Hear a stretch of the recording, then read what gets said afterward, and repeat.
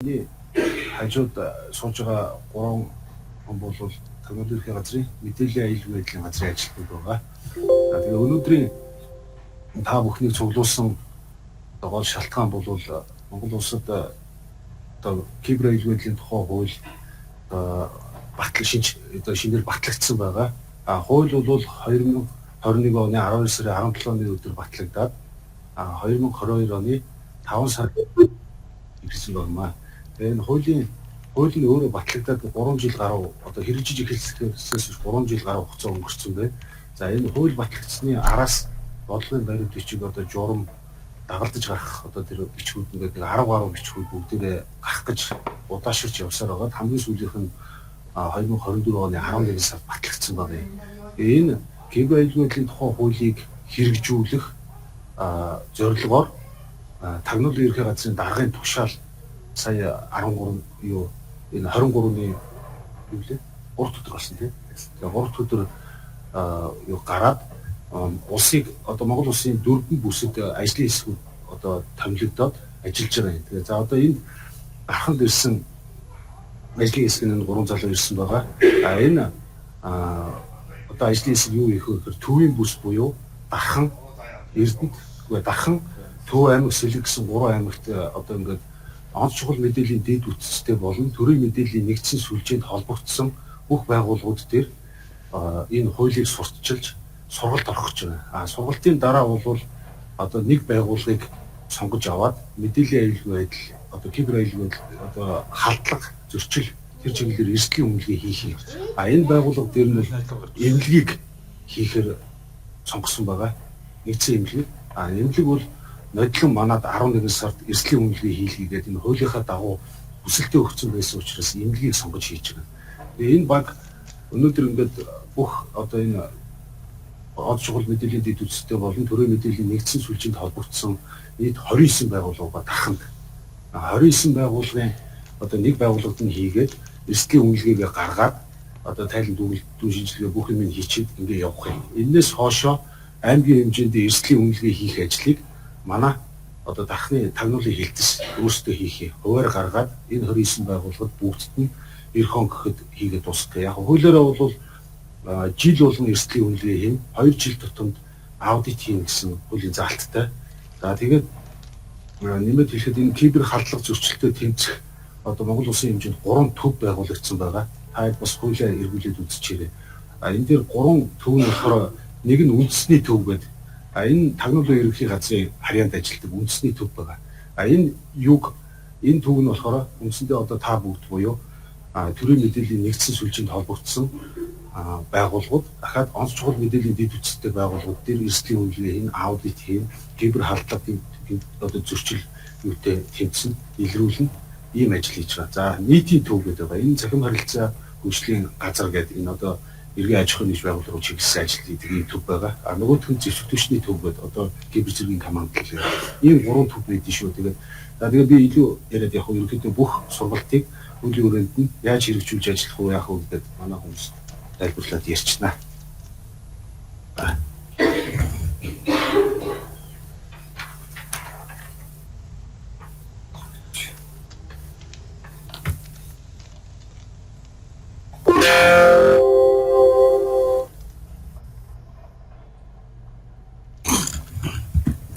За та бүхэн дамраг ирээ.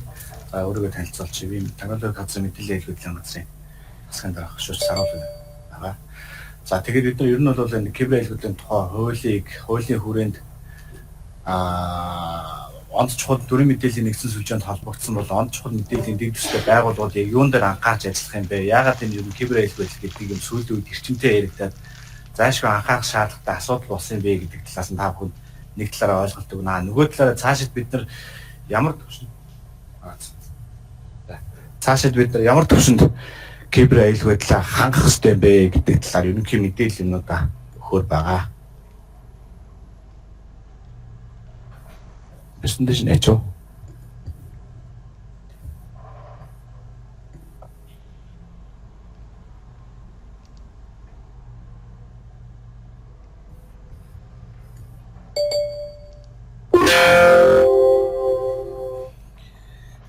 За тэгэхээр ер нь бол кибер хэлхүүлийн тухай хуулийн 13-1-2 зүйл яг энэ манай байгууллагын үүргийг ер нь дурдсан байгаа. Энэ дээр болохоор төрийн мэдээллийн нэгсэн сүлжээнд холбогдсон болон од чухал мэдээллийн дэд төстэй байгууллагын кибер аюулгүйд хангах үйл ажиллагаанд хяналт тавих холбогдох хуулийн этгээдэд сургалт зохион байгуулах гэсэн эрх үүрэг ер нь таниулан байгуулах хуулиар олгогдсон байдаг. За энэ хүрээнд бол бид нар энэ сургалтыг зохион байгуулж байгаа. За ер нь бол яагаад энэ сүүлийн үед ингээд кибер аюулгүй гэдэг юм ингээд ер нь яригадаад байгаа юм бэ? Онц чухал ингээд байгаад байгаа юм бэ гэдэг нь ерөөсөө бид нар бол одоо сүүлийн үед бүх юм ингээд онлайн захимж шилжиж байгаа. Тэр зандаа бас одоо ингээд нөгөө мэдээлэл нь одоо бас их илүү алтнаас үнцэнтэй зайлшгүй нууцд хамаарах мэдээлэл алгацснараа цаашлаад үндэсний аюулгүй байдал хохирол өчрүүлэх гэд ер нь бол их өндөр зэрэгэлтэй болсон байгаа. За мөн бид нар төрийн болоо маш нууцын зэрэгэлтэй мэдээлэл боловсруулахдаа бүгдээр захим дээр боловсруулалтыг хийдэг. За тэгээд энэ маань бүгд цаана хүн хоорондын харилцаа, хүнээс шалтгаалтай бүгд нь хамааралтай байдаг учраас кибер аюулгүй байдлыг бол хангах зайлшгүй хэрэгцээ шаардлагатай юм а гэж үзэж байгаа. За тэгвэл бид нар Монгол улс өөрөө олон улсад кибер аюулгүй байдлын ямар түвшинд байгаа юм бэ? За энэ график дээр болохоор бид нар 2024 онд олон улсын харилцаа холбооны хорооноос гаргасан Монгол улсын кибер аюулгүйлийн түвшинг гаргасан байгаа. За цэнхрээ тэмдэгсэн нь болохоор Монгол улсын кибер аюулгүйлийн түвшин, саарл нь болохоор Аз Напхан талын бүс нутгийн дундаж кибер аюулгүйлийн үнэлгээ байна.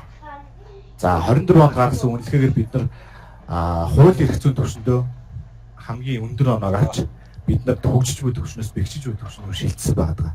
Энэ маань юутай уялдаатай холбоотой вэ гэхээр бид нар 21 онд кибер аюулгүйлийн тухай хуулиагаа баталсан.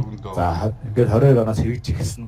Түүнээс хойш бодлогын дагалдан гарсан 15 баримтчгүүдийг захим өгс инновац харилцаа холбооны яам, зэрэгцүүлсэн жанжин штаб, харилцаа холбооны зохицуулахаараа за мөн тагнуулын эрхээ газар хамтраад болон дангаар боловсруулж батлах эрхбэх байгууллагад батлаж дуусснаар энэ бол олон улсын түвшинд бол хууль эрх зүйн хамгийн өндөр оноо авсан. Цаашид бид нар яах вэ гэхээр ерөөсөө хамтын үйл ажиллагаа, техник технологи, за тэгээд зохион байгуулалт, чадвар бэхжүүлэлт гэдэг чиглэлдээ уялдаад холбогдох бүх байгууллагууд уялдаж ажилласнаар одоо Аз Напхан талын бүс нутгийн үнэлгээнд нэгдүгээр ойлголт нь хоёрдугаар бид нар дараагийн агсан зөвч чадных магадгүй ирээдүйдээ зэшиг болох түвшинд бас хүрэхийг үүсэхгүй. Үүндээ нэмээд хэлэхэд бол засгийн газраас бол ялангуяа захин хөгжлийн инновац харилцаа холбооны яамнаас 2026 оныг бол агсан түвшинд шилжих зорилт тавин ажиллаж байгаа. Үүнтэй бол яалтчгүй уялдаатай бол тагнуулын байгууллага за тэгээд төсвөчний кибер команд лидер бол хамтын ажиллагаагаа хөгжүүлэх нэ. За ер нь бол 21 онд энэ хуультай холбоотойгоор захим засаглалын багц хуулиуд гарсан байгаа. За нийтийн мэдээлэл илт хуульдлын тухай хууль, за кибер аюулгүйлийн тухай хууль, хувийн мэдээлэл хамгаалах тухай, за захим гар үсгийн тухай хууль ингээд захим засаглалын багц хуулиуд бол үе шаттай батлагдаад гараад явсан байгаа.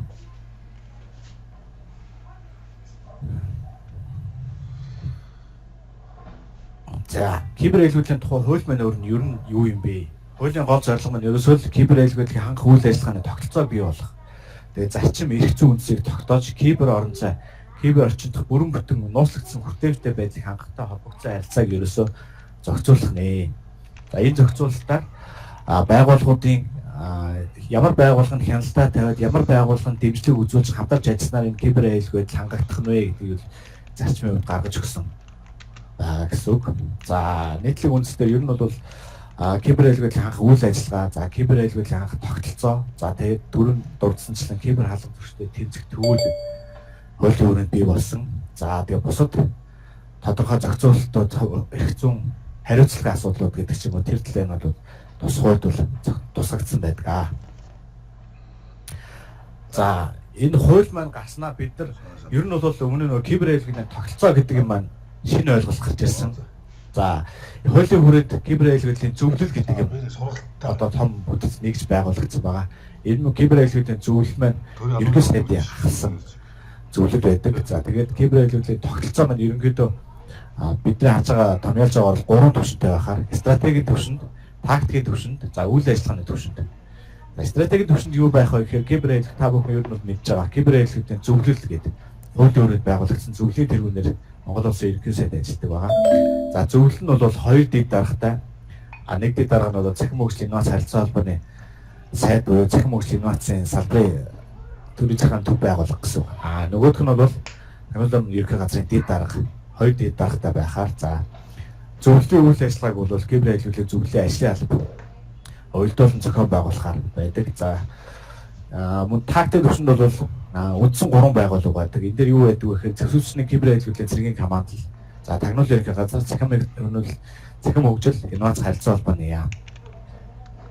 За тагнуулын ерөнхий газар доороо бол мэдээллийн айлгуулын газар гэж байгаа. За үйл ажиллагааны төвшөнд юу байх вэ гэж байна.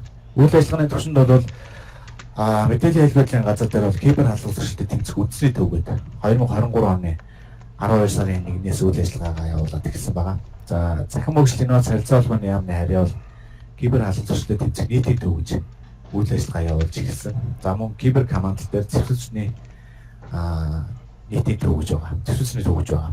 За эдгээр маань юугаар хариулах вэ гэхээр хууль хүрээнд зөвшөөрлөсний төв нь бол тухайн өөрийн харьяанд байгаа зөвшөөрлөсний анги нэгтгэл дээр кибер айлгуулыг ханх үйл ажиллагаанд хяналт тавих нэ. За нийтийн төв бол төр хувийн хвшлийн байгууллага бол иргэн рүү чиглэсэн кибер айлгуулыг хэрхэн хангах соён гэрүүлэх өргөсөн сэргийлэх чиглэл явж ажиллах нэ.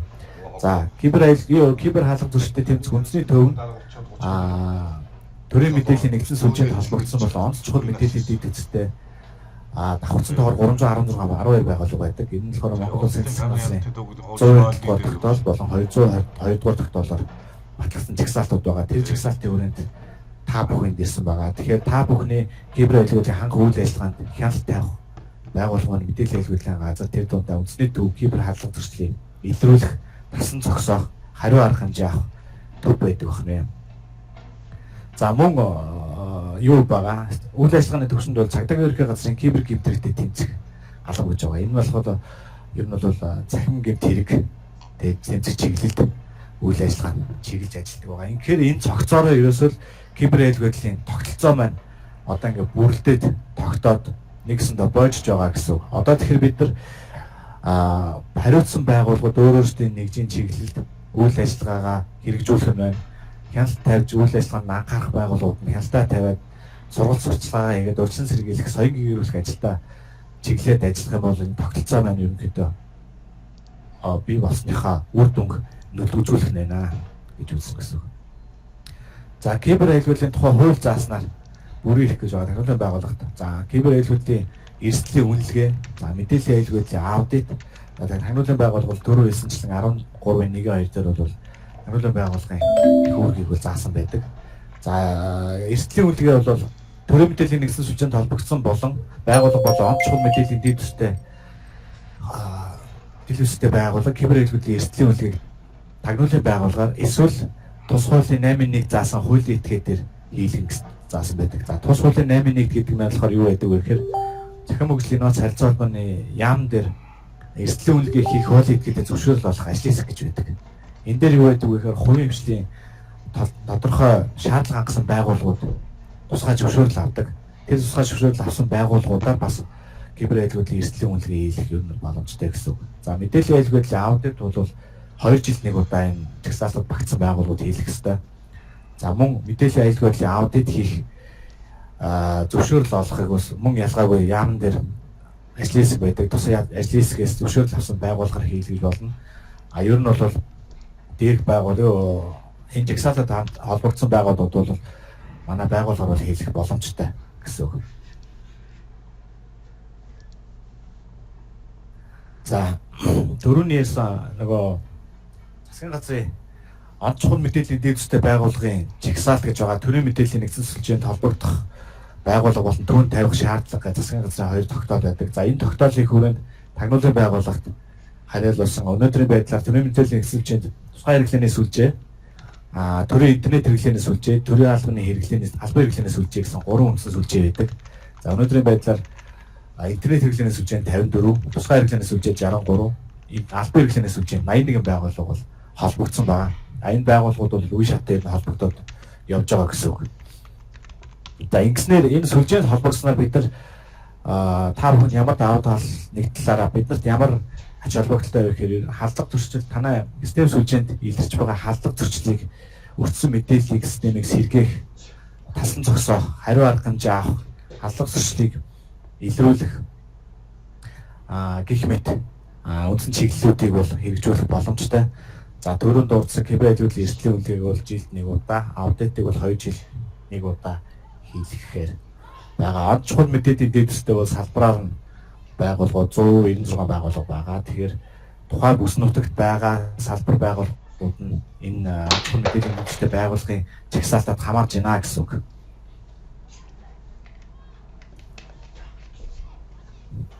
За тэгвэл Монгол улсад энэ саяны энэ төрийн мэдээллийн нэгсүүлж холбогдсон байгууллагуудын статистикээс бид нар Монгол улсын халдлагын нөхцөл байдал тоо мэдээлэл нь ямар байгаа бэ? Өнгөрсөн нэг жилийн 24 оны 1 сараас 25 оны 6 сарын хооронд гэсэн үг. За тэгэхээр манай систем сүлжээнд бүрдэгдсэн халдлагын шинжтэй хандлт ер нь бол ноцтой төвчний 700 мянгаас 3 сая 130 мянган халдлагын шинжтэй хандлт тогтмол явагддаг байна. За өндөр төвчний бол 22 сая 800-аас 51 сая. Дунд төвчнийх нь 12 саяас 117. За тэгэхээр энэ бол ерөөсөө халдлагын шинжтэй хандлт гэдэг маань тогтмол баг цаг минут секундгүй тухайн сүлжээнд тогтмол ингэ байж байгаа юм. Энэ олон хандлтуудаас амжилттай болсон хандлт нь цаашдаа хадлага болоод мэдээлэл алдагдах зам суу бий болоод үүсэж байна гэсэн үг. Тэгэхээр бид нар яах вэ гэхээр энэс энд өртөхгүй тулд хаана аль аль талдаа киберхайлтыг хангах үйл ажиллагаанд анхаарал хандуулаад явах нь зайлшгүй хэрэгцээ шаардлагатай байна л гэсэн үг. За ер нь бол төрийн мэдээллийн эзэн сүлжээнд холбогдсон ингээд хадлах зөрчилд холбогдож байгаа нийт төр зургийг ерөнхийдөө харах юм бол ерөөсөө л саяны тэр халдлагын шинжтэй хандлтууд нь юу байдаг вэ гэхээр хортой програм хангамжаар дамжиж нийтлэг байдаг байна. За нөгөө нээлттэй хандлт гаднаас ажлын байрнаас биш гаднаас хандлт нээлттэй орхисноор бас хөдөлгөөний халдагч этгээдэд зам суу бий болгодог байна. За мөн ер нь дийлэнх халдлагын юу байдаг DDoS халдлага та бүхэн зарим нь бичиж байгаа хэ. DDoS халдлага ашиглагдах бас нэлээд өндөр. За сүлжээнд нь саналт хийх гэж бас байдаг. Энэ дээр бас халдлагын шинжтэй хандлтууд маш их байдаг. За үүнээс хамгийн бага нь болохоор эзлэгдсэн сервер эзлэгдэхээр бас тодорхой хэмжээний халдлагт өртөх магадлал маш их өндөр. За мөн нууц уг таах, урьдчилан бэлдсэн нууц угуудаас чек хийж нууц уг тааварлах бас халдлагын шинжтэй хандлтууд бас их байдаг байна. Манай сүлжээ.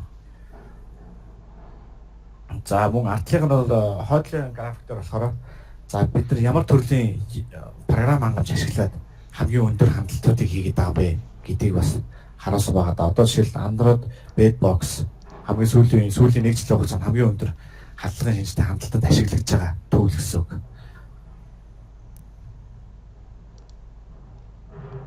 За одоо энэ дээрээс ер нь бол бид нар киберхайлтыг хангахгүй байхад ямар нөхцөл байдал үүсдэг вэ гэдэг бас нэг бодит кейс та бүхэн ер нь бүгд мэдж байгаа хэрэг өнгөрсөн жил интернетийн өгөгдөл алдагдсан. Асуудал энэ бол ерөнхийдөө нөгөө нэг киберхайлтын хангах үйл ажиллагаанд аль аль талдаа нөгөө хангах үйл ажиллагаа сул байсан учраас эмнэлгийн системийн сул талыг ашиглаад өгөгдлийг барьцаалах буюу ransomware халдлагт хүрсэн. За ер нь бол энэ дээр киберхайлтыг хангах кибер халдлагчтай тэмцэх зэвсэгчний төв, нийтийн төв, за манай үндэсний төв 3 баг хамтраад зөвлөлөөс киберхайлтын зөвлөлөөс тодорхой үр хэмжээг аваад энэ халдлага дээр бол 14 хоног хугацаатай ажилласан. Тэгээд ерөнхийдөө ямар ч халдагч этгээдийг тодорхойлоод мэдээллийг сэргээх ажлыг бол хийгээд энэ ажил бол ер нь дууссан байгаа. Тэгэхээр энэ маань бидний нүдэнд харагдах гарт баригдах бодит кейс. Тэгэхээр цаашдаа бол бид нар киберхайлтыг хангах чиглэлд бол зайлшгүй анхаарч ажиллах нь чухал юм аа гэдгийг бас харуулдаг гэсэн үг.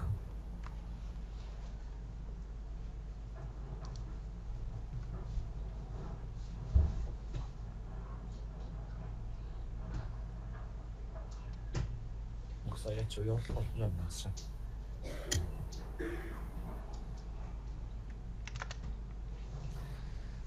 За сүүлийн 2 жилийн хугацаанд та бүхэн ер нь мэдчихэж байгаа те энэ хиймэл оюун ухаан DeepSeek гэдэг deepfake гэдэг юм те. Одоо энэ дээр бас шинэ ойлголт гарч ирээд байгаа. Юу вэ гэхээр ерөөсө хиймэл оюун ухаанд ашиглаж халдлагын шинжтэй хандлтуудыг хийж тэндээс олон улстай бол хандлтаас илүү халдлага нь илүү амжилттай болоод байгаа практик олон улсад багчиж байгаа. За энэ дээр юу харуулах гэдэг вэ гэхээр одоо босоо баган дээр болохоор ерөнхийдөө нөгөө ямар төлөвлөлтийг ашиглаад хөндлөнгийнхэн ямар хиймэл оюун ухаанаар ашиглаж халдлагын шинжтэй хандлтууд хийгдсэн байх нь вэ, хийх чадамжтай байх нь вэ гэдгийг харуулсан байна. За эсвэл мэдээж нөгөө юуных хиймэл оюун ухаан дээр илүү хүний ажлыг хөгжүүлсэн, ялангуяа халдлагын шинжтэй хандлтыг хийхэд аль зам сууг нь илүү одоо боломжтой нийлдэхтэй байх нь тэрийг хиймэл оюун ухааны чадамжтайгаар олж тогтоох бэлэн хортой кодыг самлт хийх бэлэн хортой кодыг хиймэл оюун ухаанаар үүсгэж өгч байна. Үүнийг дамжуулаад одоо халдагч этгээдэд хүртэл нөгөө цаг хугацаа хэмнээд богино хугацаанд амжилттай халдлага зохион байгуулах боломжийг бүрдүүлээд байна гэсэн үг. Тэгэхээр бас энэ хиймэл оюун ухаандаа ч гэсэн бид нар цаашдаа анхаарал хандуулах нь тулгамдаад байгаа л гэж.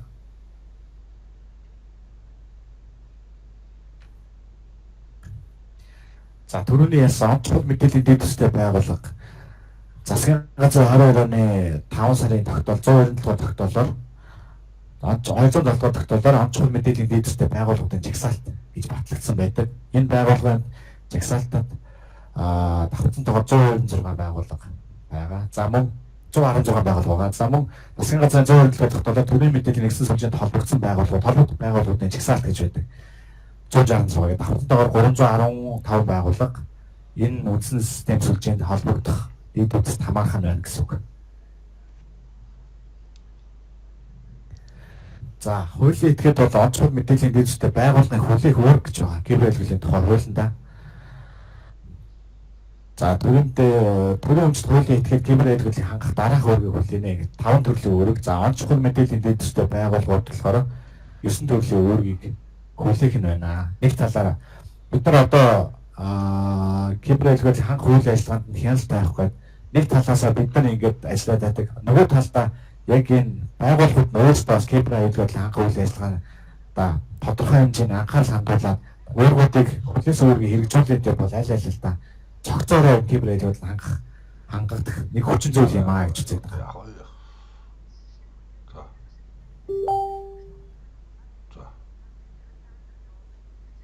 За мөн тус хуулийн хүрээнд болохоор кибер аюулгүй хангах нийтлэг журам гэж байдаг. За энэ нийтлэг журмын хүрээнд бас онцгой мэдээллийн дэд үстэй байгууллагууд маань өөрсдөө ямар үүрэг хүлээсэн байх ёстой, ямар байдалтай кибер аюулгүй ямар нөхцөл байдалд кибер аюулгүй хангасан байх ёстой вэ гэдгийг тус нийтлэг журмаар бол зохицуулсан байдаг.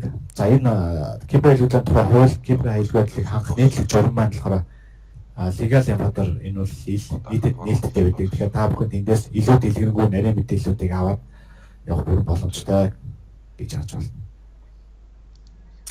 За энэ дээр бас орон нутагт ялангуяа энэ хуулийн хүрээнд нэг ажил бас орхигдоод байдаг. Энэ юу вэ гэхээр энэ кибер аюулгүйн тухай хууль гарсантай холбогдуулаад манай байгууллага дээр энэ бол төрөний үндэсний төвөөс гадна захим шинжилгээний лаборатори гэж байгуулагдсан. Энэ лаборатори маань юу байх вэ гэхээр ерөөсөө энэ төрийн мэдээллийн нэгдсэн сүлжээнд холбогдсон байгууллага болон онцгой мэдээллийн дэдстэй байгууллагуудын систем сүлжээнд ашиглагдж байгаа мэдээллийн систем сүлжээнд ашиглаж байгаа техник тоног төхөөрөмжийг шалган баталгаажуулах үүрэгтэй ийм нэгж байдаг. Тэгэхээр юу вэ гэхээр одоо та бүхэн бол ер нь бол систем сүлжээнд ашиглаж байгаа тоног төхөөрөмжүүдээ нэг талаараа шалган баталгаажуулаад яг нэг систем сүлжээнд ашиглаж болох уу гэдэг дүгнэлт ер нь авах зайшгүй хэрэглэх шаардлагатай. Энэ бол Улаанбаатар хотод үйл ажиллагаа явуулж байгаа холбогдох байгууллагуудаар бол харьцангуй энэ чиглэл үүрэг бол сайн хэрэгждэг. Орон нутагт бол одоогоор бол яг энэ хэрэгжилт бол таар байгаа.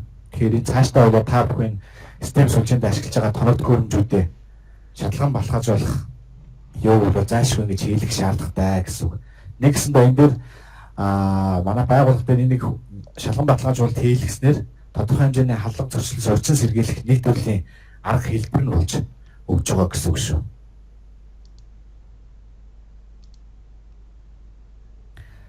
За сүүлд нэг юу болсон жишээ гарсан болохоор өөр аймагт болохоор юу гэлээ систем сүлжээндээ ашиглаж байгаа хамгаалтын төхөөрөмж нь түрээсээр ашигладаг гэдэг. Одоо та бүхэн дээр аягүй тийм байж магадгүй. Одоо н орон нутг нөө тиймэрхүү мэдээлэл холбооны сүлжээнд нэг тиймэрхүү үйлчлэг байдаг юм шиг байлээ. Түрээсээр нөгөө хавны аюул байдлын хамгаалтын төхөөрөмжүүдээ түрээсээр ашиглуулдаг.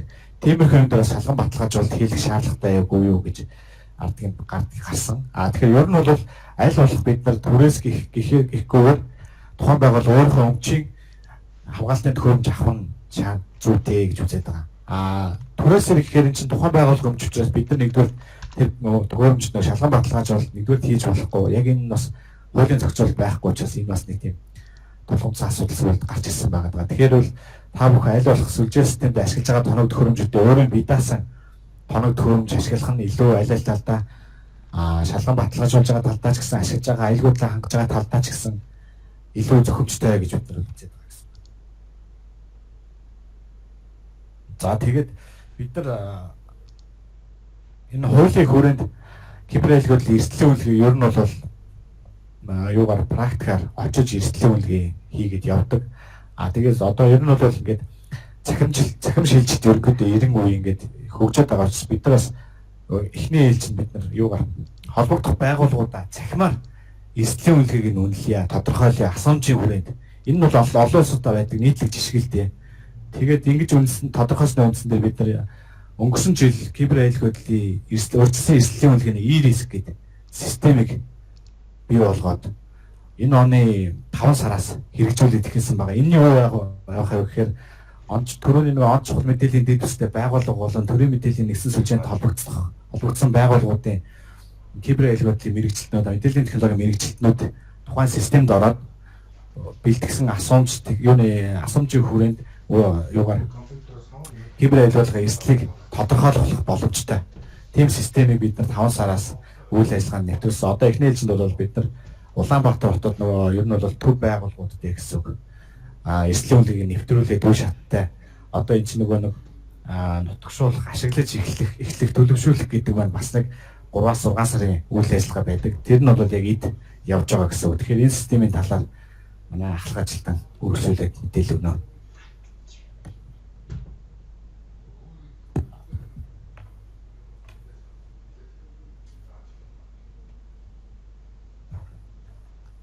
За та бүгдэд сонсогдож байна. Сонсогдож байна уу? Нэр.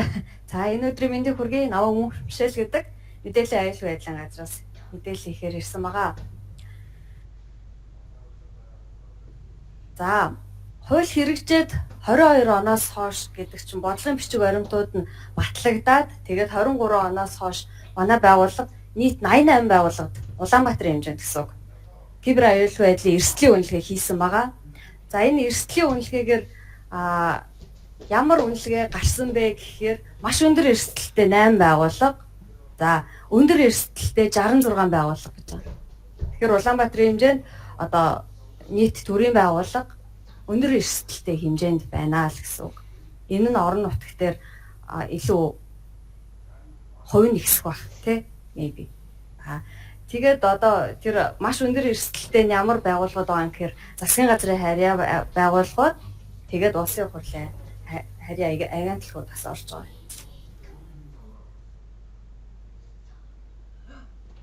За хуулийн хэрэгжүүлэх хүрээнд мэдээллийн аюулгүй байдлын аудитыг мөн хийж байгаа. Аудитыг 24 оноос эхэлж хийсэн нийт 10 байгууллагт хийсэн. За энэ дугуй улаанууд нь болохоор аудитын дүгнэлт үр дүн гэсэн үг. Улаан байгаад байх тусмаа эрсдэл өндөртэй маш өндөр гарсан байна гэсэн.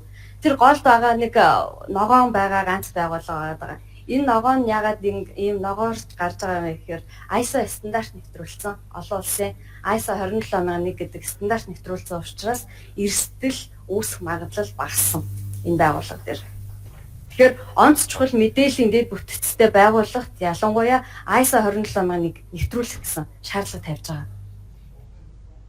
Бусад байгууллагын ихэвчлэн гараад яагаад ингэж улаарсан байгаад байгаа вэ гэхээр одоо тэр систем сүлжээний аюулгүй байдал тохиргоо байхгүй гэдэг ч юм уу, firewall байхгүй, антивирус байхгүй, лицензгүй програм ашигладаг гэл ингээд тий энэ бүгдээс үүдээд эрсдэл ямар байдлаар үүсэх вэ? Тодорхой хэмжээнд эрсдэл үүсдэг тий.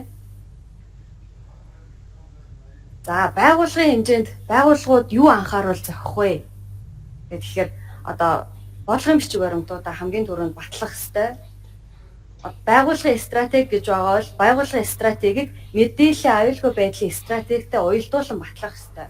Тэг ч юм уу те. Тэгээд журам байх хэрэгтэй гэдэг энэ бодлогын бичиг баримтуудыг баталсан байх хэрэгтэй.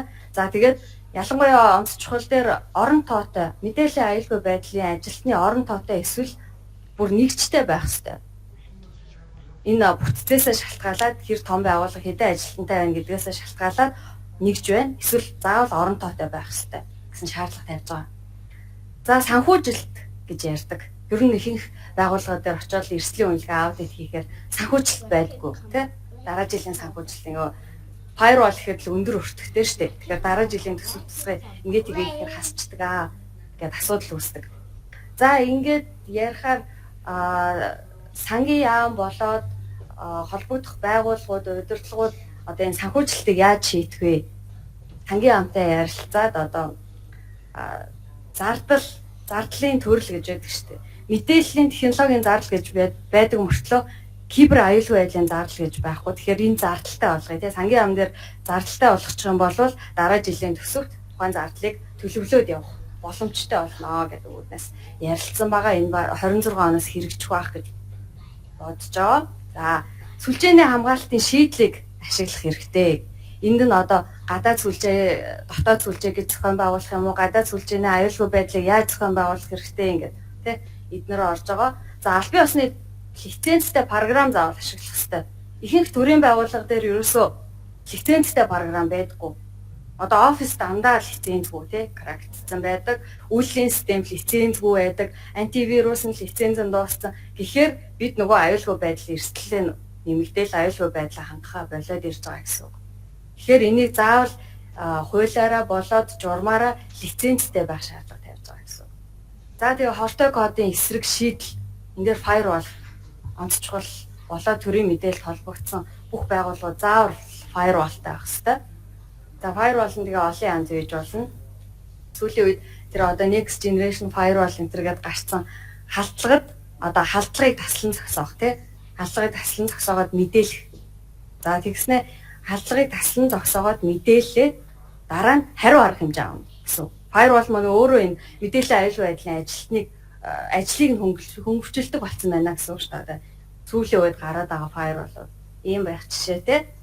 За тэгээд сургалтанд албан агчдыг тогтмол хамруулна. Мэдээллийн аюулгүй байдлын сургалт мэдээллийн аюулгүй байдлын ажилтан маань байнга хийж авах ёстой. Жил болгон тэгээд бас эсвэргээрээ мэдээллийн аюулгүй байдлын ажилтныг мэрэгшүүлэх сургалтанд одоо кибер аюулгүй байдлаар мэрэгшүүлэх сургалтанд жил болгон тогтмол хамруулах ёстой. За орон нутагт энэ бол бүр нэм тулгамдж байгаа байх гэж бодож байна. Улаанбаатарт мэдээллийн аюулгүй байдлын ажилтны оронтой одоо хомсдолд орсон. Тэгэхээр орон нутагт орол энэ баг олдохгүй байгаа. Тэгэхээр одоо мэдээлэл технологийн ажилтнаа хавсран гүйцэтгээд ч байд юм уу те. Тэгээд мэрэгшүүлэх сургалтанд жил болгон тогтмол хамруулж авах хэрэгтэй. Энэ бол зайлшгүй шаардна. За тэгээд мэдээллийн аюулгүй байдлын ажилтан маань одоо FPT одоо хамгийн том халдлага те энэ өндөр ур чадвартай хакеруудын халдлагыг хариу арга хэмжээ авах. Яаж арга хэмжээ авах юм гэдэг юм чадвартай авах хэрэгтэй. Тэрийг тохиргоогоо хийдэг те. За байгууллагын зүгээс ийм арга хэмжээг авч ажиллах хэрэгтэй байдаг байна. За нөгөө талаас ажилтнууд маань эцсийн хэрэглэгчид одоо компьютер ашиглаж байгаа хүн болго эцсийн хэрэглэгчид хамгийн наад зах нь яаж аюулгүй байдлаа хангах вэ? Одоо энэ аюулгүй байдлыг ингэн гэж яриад байдаг те. Эцсийн хэрэглэгч маань ямар нэгэн өөрийнхөө одоо санамсар болгоомжгүй үйлдэлээс мэдээлэл алдах нь хамгийн илбэг те. Жишээл фишинг халдлага гэж юу юм? Фишинг халдлага яаж халддгийг одоо мэйлээр дамжин те, мессежээр дамжин гэх мэтчлэн мэйлээр ирээл эсвэл мессеж дээр таны хаан банкны код блоклогдчихлоо гэж линк ирдэг. Энэ фишинг халдлага. Тэнгууд тэрэнд хүн сонирхоод шууд дарчдаг байхгүй юу? Тэр линк дээр нь дараа л орно. Дараад ороход фейк нэг хуудас нэгдэн шүү дээ. Тэр фейк хуудас байхгүй. Тэрийг анзаарахгүйгээр одоо хаан банкны юзернейм пассвортаа бичээл орлоо. Та хаан банкны юзернейм пассвортаа хакерд болчихж байна л гэсэн үг байхгүй. Тэгээд дээрэс нь дахиад одоо OTP-тэй болсон те one time password. Тэгэнгүүтээ дахиад араас нь one time password-а бичнэ үү. За тэгэх юм бол та ингээд хаан банкныхаа аккаунтыг тэр чигт нь хакерт болчлаа л гэсэн. Тэгээд өнгөрсөн жил хавар яваад байсан тэр нэг телеграмын халлага таны зураг энэ сайтн дээр байна. Тэрийг бараг дарж үзээгүй юм байхгүй тий. Бүгд дарсан. Тэр юу өсөрдیں۔ Тий магадгүй нэг браузер нэгдээд браузер руу өсөрлөө. Браузер дотор кэшлэгдсэн байгаа таны ямар мэдээллийг сорж авч байгааг та бид мэдэхгүй. Гэх мэтчлээ одоо албан агч болгоно энэ фишинг халдлага яад юм бэ? Яагаад энийг ингэж хамгаалах хэрэгтэй юм бэ? Өөрсдөө хувийн одоо таблет гар утас тэр байгууллагын компьютер дээр ч тэр та энэ халдлагаас өөрийгөө ингэж мэдээлэлтэй болчвол бүрэн хамгаалах боломжтой байдаг байна. За байгууллагын хэмжээнд зөөврийн одоо төхөөрөмж буюу флашыг зөөврлөөд ингээ флашаар хамгийн их вирус алддаг. Тэгэхээр одоо флашыг ашиглахгүй байгаа чи гэж бидний талаас зөвлөдөг. За антивирусны програм ашиглана. Нууц үгийн бодлого. За нууц үгийн бодлого зөвхөн үсгнээс таних үсгнээс бүрдсэн 10 дотор за 8 дотор тэмдэгт байлаа зөвхөн үсгнээс бүрдсэн. Тэрийг 10 хэдэн минутанд нэлээ нууц үгийг чинь тайлах боломжтой програм хангамж зөндөө байгаа. Уншуулаад 10 хэдэн минутын дотор таны нууц үгийг тайлж. Тэгэхээр нууц үгийн бодлого ямар авах хэвтэй вэ? 14 тэмдэгтээс дээш тоо үсэг тэмдэг толилдсон 14-өөс дээш байх хэвтэй. Тэг ч юм уу. Энэ хувь хүн талаасаа ч тэр таны одоо Gmail-ийн пассворд ч тэр иймэрхүү байвал та өөрийгөө бас нэг эрсдлээс хамгаалж байна гэсэн үг байна. За сүүлд Gmail юутай болсон юм бэ? Өөрөө дотор антивирус шалгагчтай болсон. Тэгэнгүүт атаачлаад би нэг крактсан програм атаачлаад хин нэгэн лөө явуулах гэдэг тэгэнгүүт таны явуулах гэдэг байгаа файл чинь юм портой кодтай байгаад байна. Илгээх боломжгүй байна гэсэн юм мессеж өгч байгаа байхгүй юу? Тэгэхээр одоо энэ өдөр тутам тулгамдж байгаа болохоор томоохон корпорациуд маань энийг одоо програм систем дээрээ суйрлуулсан байна. За.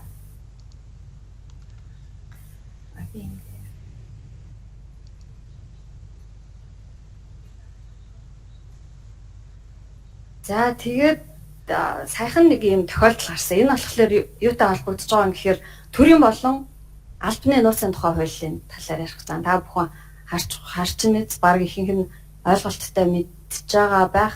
Нууц хамгаалах ажилтан байгаа бол бас анхаарад ойлгоод авчих хэрэгтэй.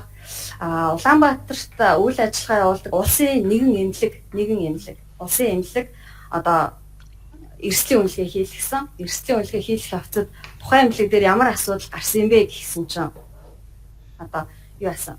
Систем нэвтрүүлсэн тийм тухайн систем дээр өвчтний мэдээлэл оруулдаг. Тэгэл тэр өвчтний түүх бүх юм байгаа шүү дээ. Гэсэн чинь тэр сервер нь одоо тэр аппликейшн өөрөө хувийн байгууллагын сервер дээр бүх тэр дата нь хадгалагдчихсэн. За энэ яагаад асуудал үүсээд байгаа юм бэ? Зөрчил болоод байгаа юм бэ гэхээр тухайн нэгдүгээр одоо тэр байгууллагыг оруулаад одоо систем бүтээлч гэж байгаа гүйцэтгэгчийг оруулахдаа нууцын баталгаа авах хэрэгтэй байсан нэгдүгээр. Тэ? Тухайн байгууллагч нууцтай танилцах гэдэг шүү дээ. Тэгсэн чинь дээрээс нь нууцтай танилцаа зогсохгүй өөрийнхөө сервер дээр бүх датаг нь хоримтлуулж байна. Энэ тохиолдолд яах ёстой вэ гэхээр одоо манай төрийн нууцаас юуны гэрчлэг, аюулгүй байдлын гэрчлэгээ авах хэрэгтэй байсан. Тухайн байгууллага. Аюулгүй байдлын гэрчлэгээ аваад одоо манай сервер дээр ингээд хадгалах гэж байгаа мó ч юм уу ийм байдал үүсгэсэн бол тэр асуудалгүй байх гэсэн. Гэтэл ямар ч нууцын баталгаагаа аваагүй, аюулгүй байдлын гэрчлэгээгээ аваагүй тэгснээ тухайн эмнэлэг одоо тэр өвчтнүүдийн мэдээллийг өөрийнхөө байгууллагын нууцын зэрэглэлд оруулсан. Нууцын зэрэглэлд оруулсан файлаа гадны байгууллагын, хувийн байгууллагын юун дээр сервер дээр хадгалж ирсэн гэсэн үг. Тийм учраас энд ийм асуудал үүсдэг шүү. Ер нь төрийн байгууллагууд, эмнэлэгч тэр одоо хувь хүний эмзэг байдлыг хадгалж агаад яах ёстой вэ гэдгийг нууцын ажилтнтайгаа хамтраад тэ энийг ингээд хамтарч ажиллах ёстой шүү гэдэг үгнээс. Энийг энэ слайдыг тэгээд анхаараарай. За, firewall яагаад хэрэгтэй вэ? Firewall байх ёстой, зайлшгүй байлгана гэд хуулийн дээрэж байгаа, журам дээрэж байгаа.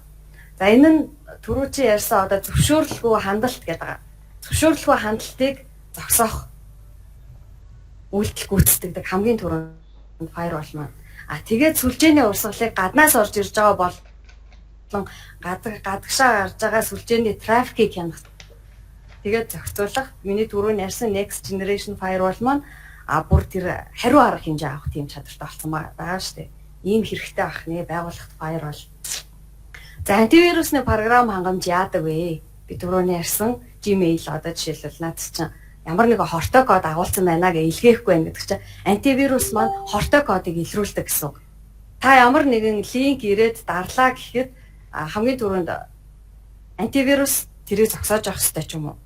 Ийм үйлдэл гүйцэтгэдэг гэсэн үг.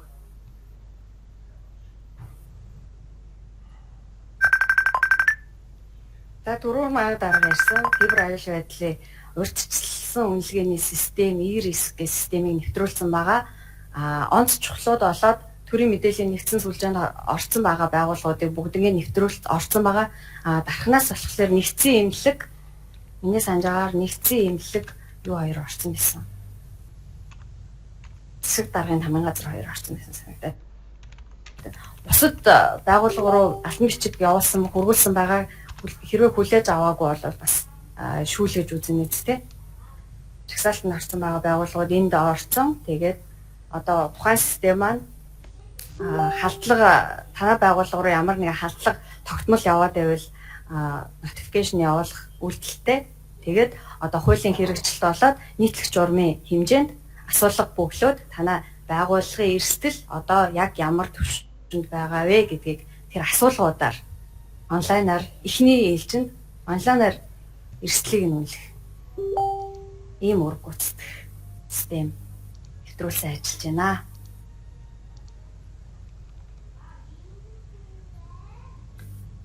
За, эдийн мэдээлэл дуслаа. Асуулт байвал асуугаад.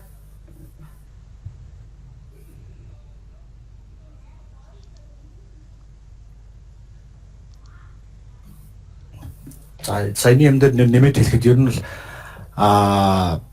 кибер аюулгүй эрсдлийн үнэлгээ хийх хуулигээтэй түрүүн зөвшөөрөл олгосон гэдэг олох гэж байгаа. Тэрэн дээр болохоор захим үг Синод харьцаалмын яам дээр өнөөдрийн байдлаар тусгай ирэх олгосон 18 байгууллага байдаг хуулийн этгээд байгаа.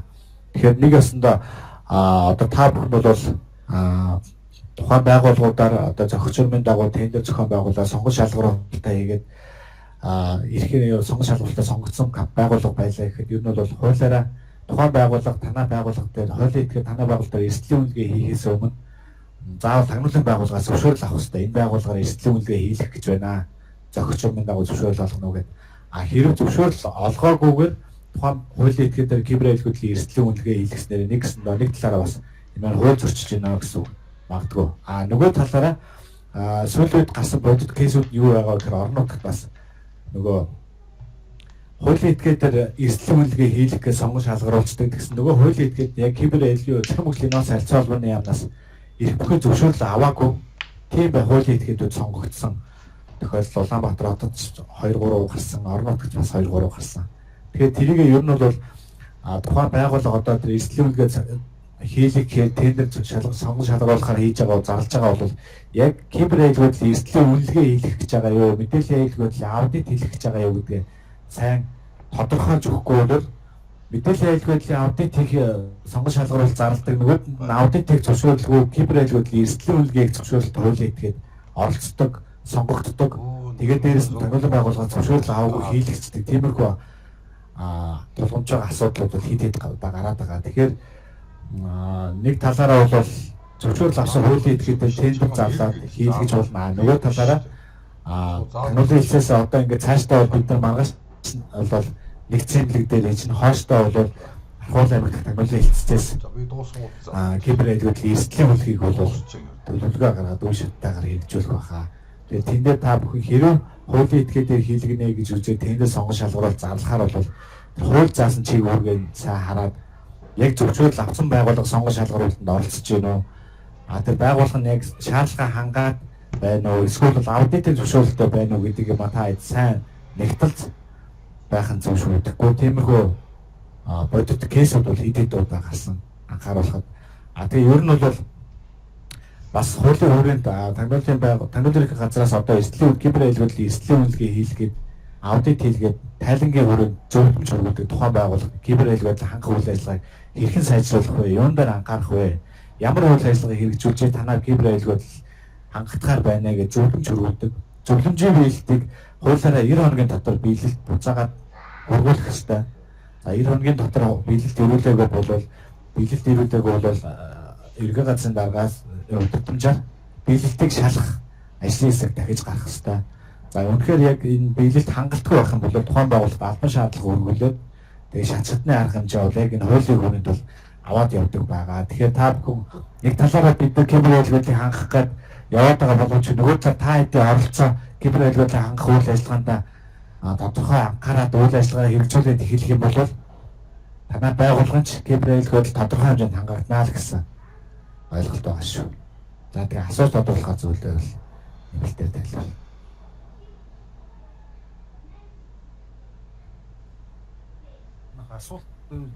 Асуугаа явчихна. Одоо энэ хүмүүс ахаад ирэхгүй шүү дээ. За өдрөө хэлж байна. 1 2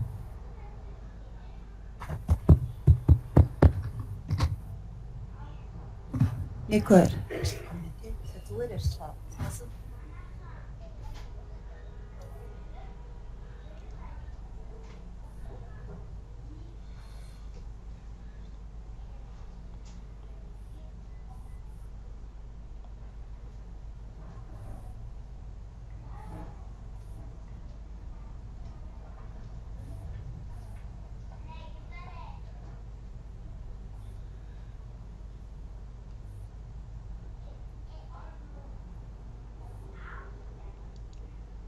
Байна.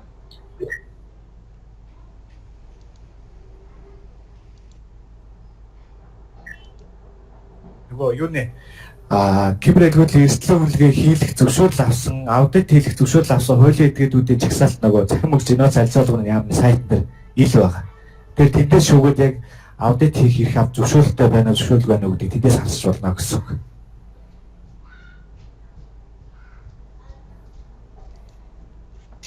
За төвөн гонаа. Ano?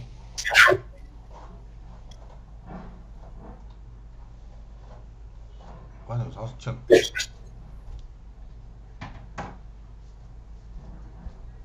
За асуултаа дахиад асуудаг гэж сонссон гэсэн.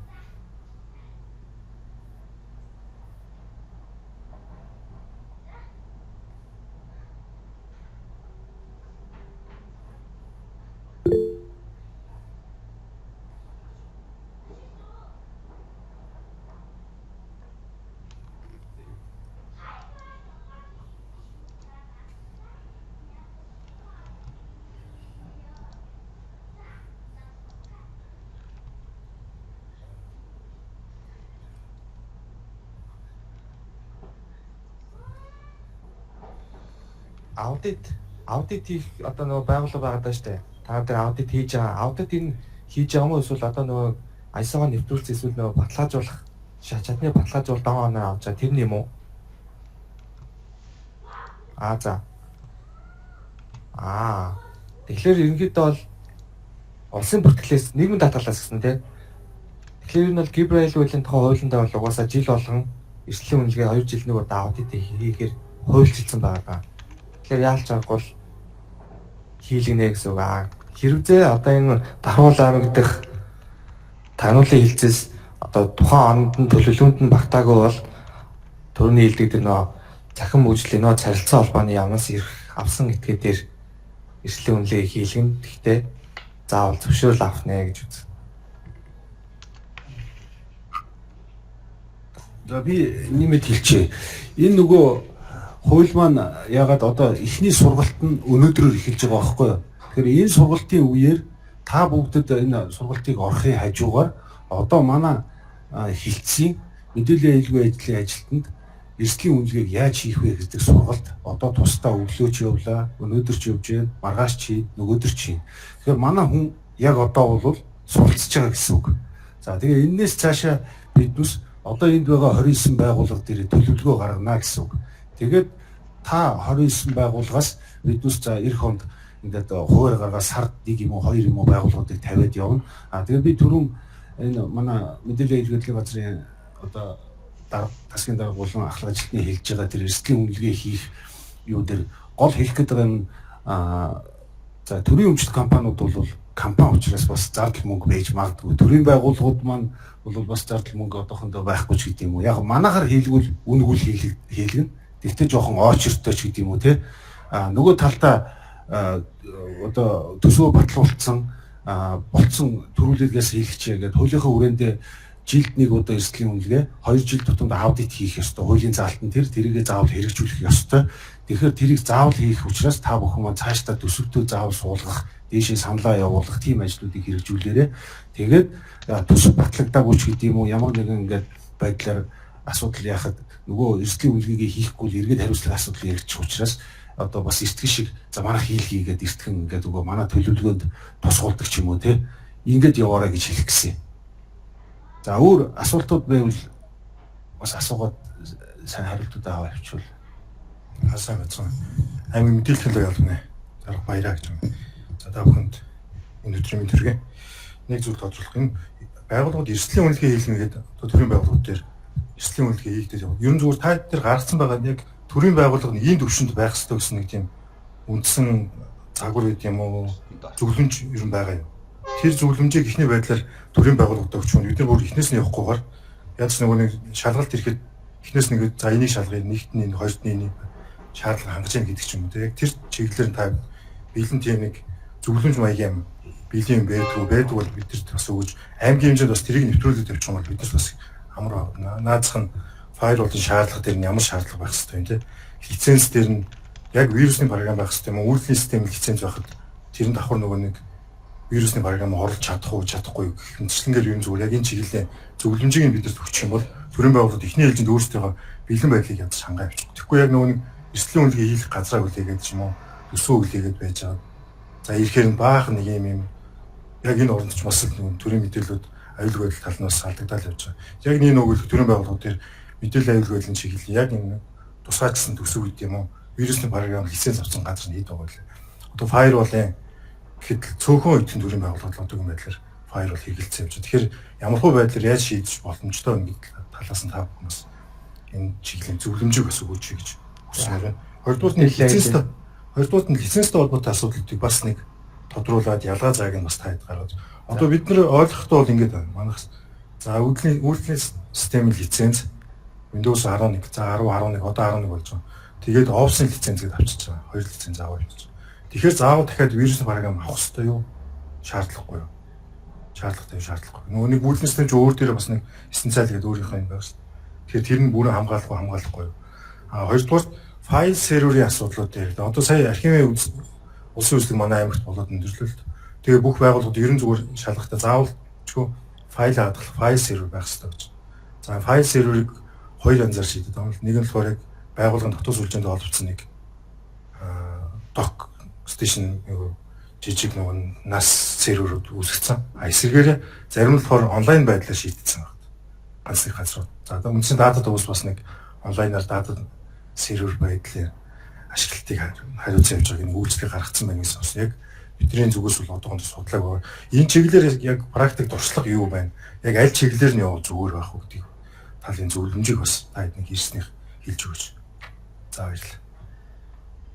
За би эхний хоёр асуултанд хариулж байна. Наад чинь бол эдгээр би мэдээлэл аюулгүй байдлын газрын ахлах ажилтан, эрсдлийн үнэлгээ хариуцсан ахлах ажилтан гэж байна. За лицензтэй холбоотой гэхлээр ерөнхийдөө бол кибер аюулгүй байдлын тухай хууль болон кибер аюулгүй байдлын анх нийтлэг журамдаа бол угаасаа бүгдийг яг заахад тусгацсан байгаа. Байгууллагууд кибер аюулгүй байдлын анх нийтлэг журамтай уялдуулаад байгууллага өөрсдөө хөрсөн дээр буулгасан тийм журамтай байх хэрэгтэй. За тэгэхээр яг юу хэлэх гээд байна вэ гэхээр байгууллага болгоно зохиогч эрхийн бүх програмыг лицензтэй бай гэж бол хуулинд бол байхгүй, журам дээр ч байхгүй. Байгууллага ямар нэгэн програм хангамжийг зохиогч эрхийн зөрчилгүй ашиглана гэдэг зөвлөл заалт журам тусгагдсан байна. За лицензтэй холбоотой нь бол тийм байна. Эрсдлийн үнэлгээг болохоор эхний асуулт нь юу гэлээ? Жишийг заавар гэдэг тийм. Яг юуны байгууллагууд дээр одоо жишээд эрсдлийн үнэлгээ хийлгээгээд байгууллагууд бүгд л ерөнхийдөө хийх гэсэн хүсэлтэй байна. Тэгээд эрсдлийн үнэлгээ хийхээс өмнө өөрсдөө бас яг суурь төвшнгөө тодорхойлох. За ингээд чиглэл. За эхний хэлж нь firewall нь энэ төвшөнд байх хэрэгтэй. Ерөнхийдөө бол Ингэж хаастам гэсэн. Амчуул мэдээллийн дэд үдтэй байгууллага болон төрийн мэдээллийн нэгэн сүлжээнд тавлагдсан байгууллагууд маань одоо энэ кибер аюул байдлыг хангах нийтлэг журамтай уялдуулна гэж байна шүү дээ. Тэгэхээр яалчгүй журмаар хүлээсэн үргийг хууль болон журмаар хүлээсэн үргээ биелүүлэхэд л байгууллагын кибер аюул байл мэдээллийн аюул байл тодорхой хэмжээнд дээшлэн гэж үзэж байгаа. Тэр нь юу вэ гэхээр журамтай одоо жишээ нь мэдээж firewall-тай авах нь ямар нэгэн зохиогч эрхийн зөрчилдөг багаан хангамжтай авах нь дээрэс нь стандарт нэвтрүүлсэн байх нь за кибер аюул байл хариуцсан ажилтан эсвэл нэг журамтайтай байна гэж хууль журамтай бол байгаа. Тэгэхээр ерөнхийдөө бол яг тийм жишг гэж бол байхгүй. Байгууллагууд бүгд энэ кибер аюул байдлын анх нийтлэг журмыг бүгд хэрэгжүүлээд байгууллага дээр батлаад явуучих юм бол ерөнхийдөө болж байна гэсэн үг. Аудитаас өмнө бол эрсдэл үнэлгээ хийлгэх юм бол ерөнхийдөө бол тухайн байгууллага дээр ямар эрсдэл хаанаас ямар хэмжиг байдал хаанаас ямар мэдээлэл алдагдах боломжтой байна гэдэг мэдээлүүд бол байгууллагууд өөрсдөө авчих боломжтой. Ер нь зүгээр яг журам дээр ч тодорхой хуулийн дээр ч бас ингээд заалтууд нь байгаа л да. Зүгээр таад маань олон газараар явж нөгөө хяналт эрсдлийн үнэлгээ хийгээд аудит хийгээ явж ирсэн учраас таад дээр бас практик туршлага байгаа болж байна. Тэгээд энэ чиглэлээр яг ингээд нөгөө чеклист хийгээд өгчүүл бид нар бас энэ дээр үнэлгээ хийгээд төрийн байгууллагууд бүгд хийгээ яваад ямар байгаа. Яг мэдээллийн технологийн ажилтнууд бүгдээрээ бас мэдээллийн аюулгүй байдлын чиглэл рүү гүйцэд бас үнцгэрээгүй байгаа. Яг энэ чиглэлийн мэдлэг харьцангуй эрсдэс байгаа учраас энэ чиглэлийн мэдээллийн та бас нэг юм чеклист гаргаад өгчүүлэх зүгээр анаа л гэдэг зүгээр саналыг хэлж байгаа. За энэ дээр ер нь бол ингэ одоо ер нь кибер аюулгүй байдлын тухай хууль кибер аюулгүй байдлын анх нийтлэг журам дээр угаасаа заасан байгаа. Юу гэхээр тухайн байгууллага кибер аюулгүй байдлыг хангахтаа эхнээс нь бодлогын баримт бичгээс эхлэе. Кибер аюулгүй байдлын стратеги, за тасалдахгүй ажиллагааны төлөвлөгөө, бэлэн байдлын төлөвлөгөө. За тэгээд байгууллага дотоодын кибер аюулгүй байдлыг хангах журам гэд байх хэрэгтэй гэдэг. Яг энэ дээр ер нь саяны асуудагч бас нийтлэг байгууллагууд төр байдаг аахгүй. Бид нар тийм кейс юу загвар өгч ирээд ер нь байдгийн. Ер нь бол төлөвлөгөөнүүдэд уялдуулаад гаргах хэрэгтэй. Тэгээд бидний зүгээс юу хийж байгаа вэ гэхээр сүүлүүд дээрх төлөвлөгөөнүүдийн жишг загвар төлөвлөгөөг бол ер нь боловсруулад дуусж байгаа. Тэгэхээр энэ оны төгсгөлд төвд Улаанбаатар хотод болон орон нутагта ер нь бол юугаараа ирискээрээ дамжуулаад түгээрч бэлэн одоо төлөвлөгөө гэсэн үг л дээ. Тэр төлөвлөгөөний тухай дагуу одоо тухайн байгууллага хамгийн ихний ил чинь цаасан дээр баримтчүүдээ гаргая. Нөгөө кибер аюулгүй байдлын стратеги, тасгалтгүй ажиллагааны төлөвлөгөө, тэгээд бэлэн байдлын төлөвлөгөө. За тэгээд төгсгөлд нь юуных нийтлэг журам, кибер аюулгүй байдлын нийтлэг журам, дотоод журам гэсэн үг. Эднийг гаргачаа гэсэн байдлаар бол байгаа. Тэгэхээр энэ оны төгсгөл рүү юу түгээгт чинь ер нь бол юугаараа ириск системээр бол түгээгдэхэр байгаа. Тэгээ ириск системд холбогдоогүй байгууллагуудад бол хилцээр дамжуулаад бол энэ ондоо багтаад л хөгжиж байгаа. Бусдаар бол яг тэр техник тоног төхөөрөмж одоо ер нь ийм байвал хангагдана гэдэг ч юм уу. Тэр бол тэгээд одоогор яг тийм тогтсон жишг юмнууд бол гарах байхгүй л байл та. Тэгэхээр ер нь харж байгаа л та бүхэн журамдаа нийцүүлж хангах биелэлтэй гаргана гэсэн үг.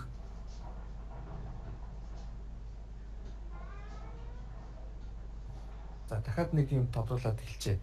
Тэр нөгөө байгууллага заавал үйл систем дээр байгаа одоо нөгөө Windows Defender-ыг антивирус гэж үзэхүү гэдэг чинь журам дээр бол хортой код програмаас хамгаалах системтэй байна гэд заасан байгаа. Firewall-ыг болохоор кибер авлага зөрчлөөс одоо юу гэдэг нөгөө хамгаалах, илрүүлэх, тасан зогсоох системтэй байна гэд нээр ингэ заагласан байгаа даа шүү.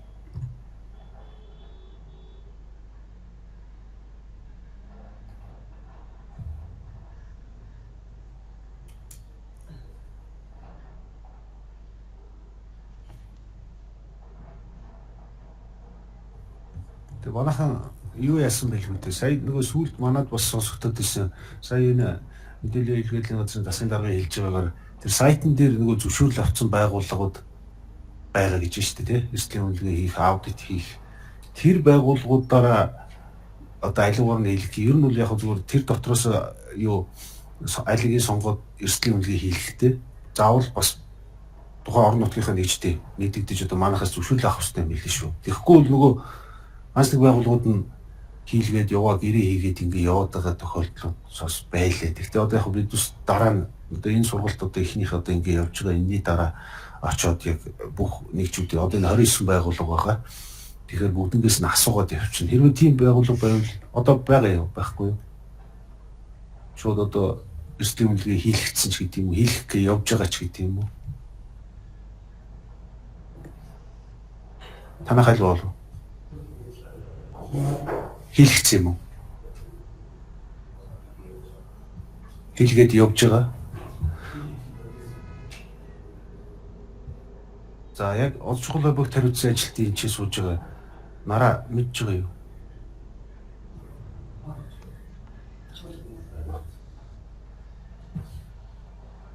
Мэддэггүй юм шиг байна тий. За. За яг тэгээд одоо энийг одоо яах вэ? Ямар ч үс эргэл ярилцъя да. Аа. Мэдээ үгүй явуулахгүй шүү дээ. Манайх явуулахгүй.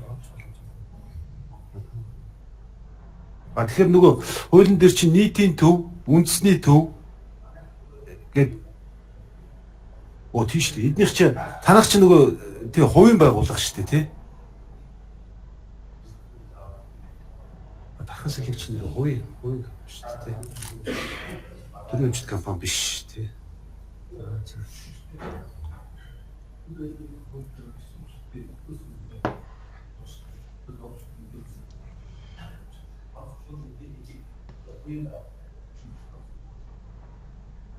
Миний юу санаа бол явчих шүү.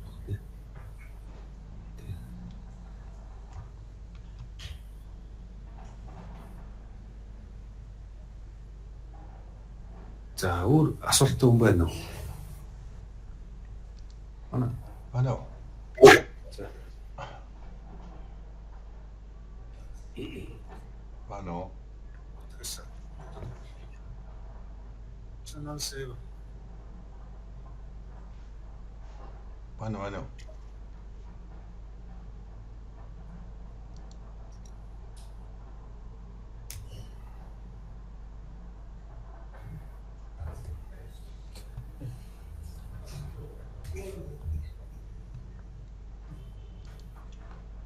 Манай тоо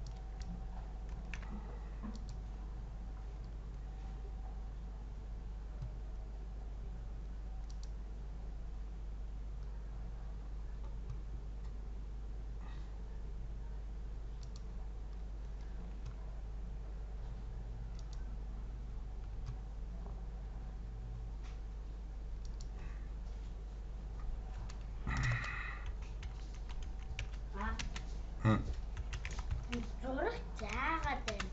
Яаж юм? Камер. Та Интернет муу юм. Даавч. Цайч. Заавар хүн алхна.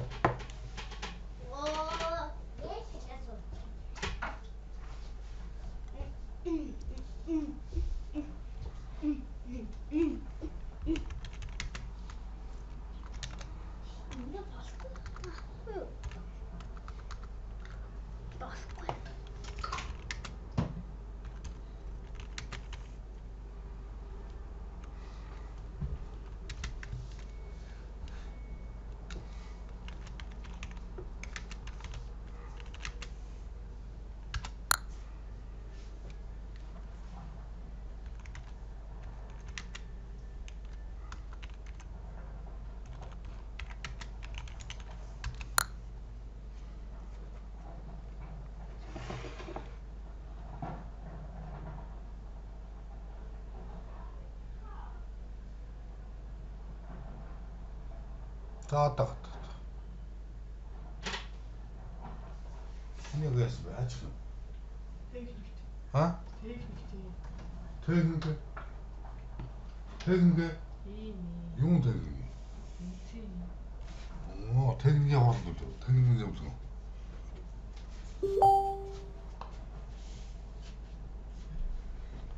За, дулаанаар хэлээд надраа. Яа, миний ажилчд болохоо байла.